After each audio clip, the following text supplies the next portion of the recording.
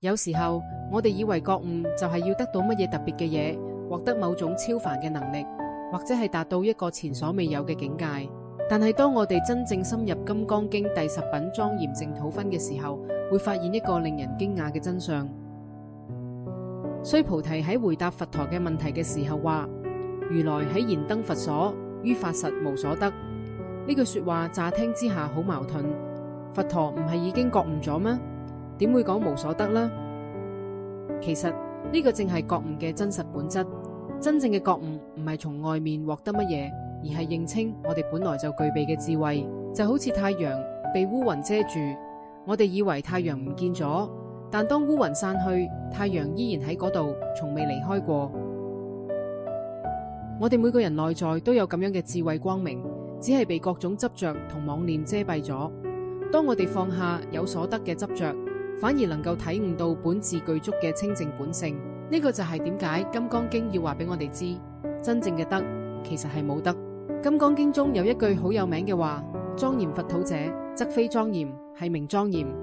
初次聽到呢句說話，好多人會覺得呢個係喺度玩文字遊戲，但係呢個其實係喺度指向一個非常深刻嘅智慧，超越二元對立嘅究竟實相。我哋通常理解嘅莊嚴係指外在嘅美麗裝飾、金碧輝煌嘅建築，或者係各種精美嘅佛像法器。但係《金剛經》喺話俾我哋聽，真正嘅莊嚴唔喺呢啲外在嘅形式上，真正嘅莊嚴係內心嘅清淨無染，係嗰種不被任何外境所動搖嘅寧靜。當我哋嘅心清淨咗，不管身處何方都係淨土。當我哋嘅心污濁咗，即使身喺最美麗嘅地方，亦都感受唔到真正嘅美好。呢個就係點解話則非莊嚴，係名莊嚴，因為真正嘅莊嚴超越咗我哋一般認知嘅莊嚴概念，佢係一種內在嘅狀態，一種心靈嘅品質。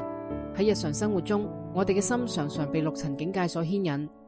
睇到美麗嘅景色就生起貪愛，聽到不悅耳嘅聲音就產生厭煩，嘗到美食就想要更多，聞到異味就想要逃避。金剛經教導我哋唔應住色生心，唔應住聲香味觸法生心，並唔係要我哋變成木頭人，對一切都無感，而係要我哋學會喺接觸呢啲境界嘅時候，保持內在嘅平衡與清明。就好似鏡子照物，美醜都能夠如實反映，但係鏡子本身唔會因為照到美嘅就高興，照到醜嘅就難過。鏡始終保持佢嘅清淨，呢個就係我哋要學習嘅境界。真正嘅清淨心係不被任何外境所染污嘅。我哋可以欣賞美景，但係唔會執着於美景；我哋可以享受美食，但係唔會被美食控制；我哋可以聽音樂，但係唔會被音樂嘅好壞影響我哋嘅心情。呢種狀態並非要我哋逃避世間，而係喺接觸一切境界時都能保持內在嘅寧靜同自在。應無所住而生其心，呢個可能係《金剛經》中最著名嘅一句說話啦。六祖慧能就係聽到呢句說話而開悟嘅。但乜嘢係無所住呢？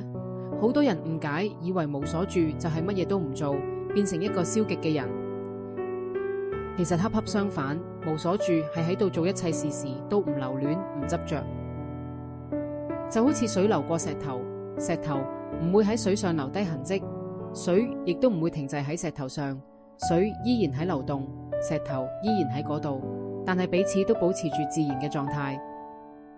呢種心境讓我哋既能積極參與生活中嘅一切，又能夠保持內在嘅超脫。我哋可以全心全意咁工作，但係唔會被工作嘅成敗所綁架。我哋可以深愛我哋嘅家人，但係唔會因為佔有欲而讓愛變成痛苦。無所住嘅境界係心靈嘅終極自由，係喺任何情況下都能保持內在平靜嘅能力。你可能會問，呢啲道理聽起嚟好美好，但喺現實生活中，一個普通人點可能做到呢啲呢？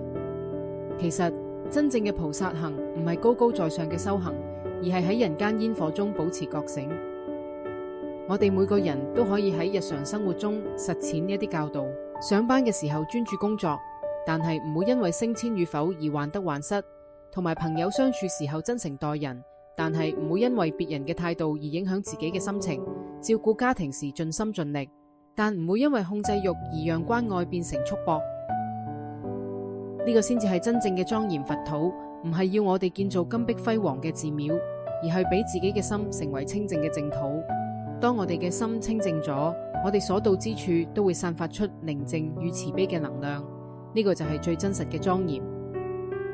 菩薩就係咁喺世間行走嘅，外表睇起嚟同普通人冇乜嘢唔同，但係內心始終保持住覺醒與清明。最後，我想同你分享一個簡單而深刻嘅日常練習方法。每當你發現自己被某種情緒、想法或者外境牽引嘅時候，輕輕咁問自己一個問題：我而家住喺邊度？也許你會發現，你住喺對過去嘅懊悔裏面，住喺對未來嘅擔憂中，住喺對某個人嘅怨恨裏面，或係住喺對某件事嘅執着上。當你覺察到呢一點時，深深咁吸一口氣，然後慢慢咁呼出嚟，俾你嘅心回到當下呢一刻嘅覺知中。唔需要批判自己，唔需要抗拒嗰啲念頭或者情緒，只係單純咁覺察佢哋嘅存在，然後讓佢哋自然咁流過，就好似天空中嘅雲朵嚟咗又去，但係天空始終係天空。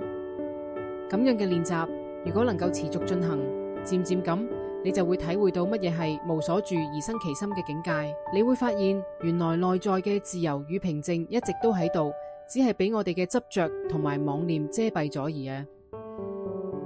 願你喺接落嚟嘅日子裏，能夠喺生活嘅每一個當下，都揾翻嗰份本自具足嘅清淨與智慧。